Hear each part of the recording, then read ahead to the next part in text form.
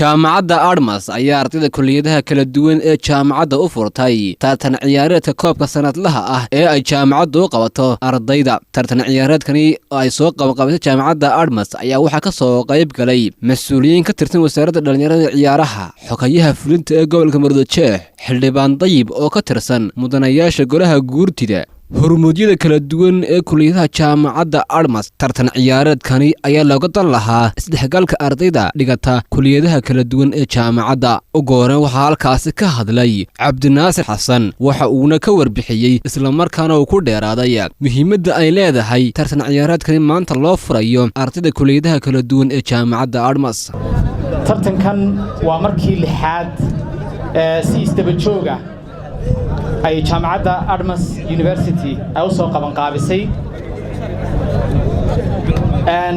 kuwii hore kale guulo fara badan baynu ka soo gaadhnay.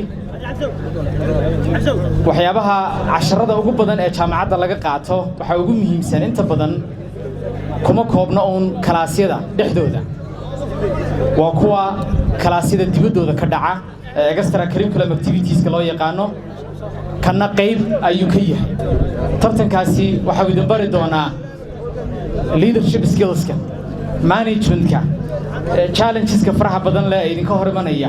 dhammaantiin waxaan idin wada rajaynaynaa guul, waxaanan idinka wada falanaynaa sidii lagu yaqaanay ardayda jaamacadda Admas inaad la timaadaan asluubtii ardaynimo.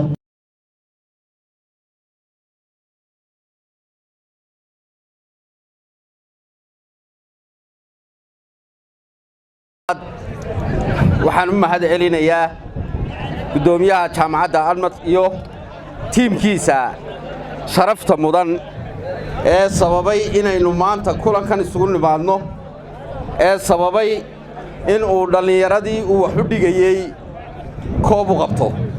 aad iyo aad baan idinka mahad celinayaa. isboortigu sidiisaba waxa weeye isdhexgalka bulshada. waxaan soo jeedin lahaa jaamacadaha kalena inay ku daydaan. marka koowaadna waxaan hambaliyanayaa maamulka jaamacadda oo aan leeyahay hambalyo 6 sanaad soo waday iyo jihayntaada ayarta awood ku ammaanantiin halka ka sii wada.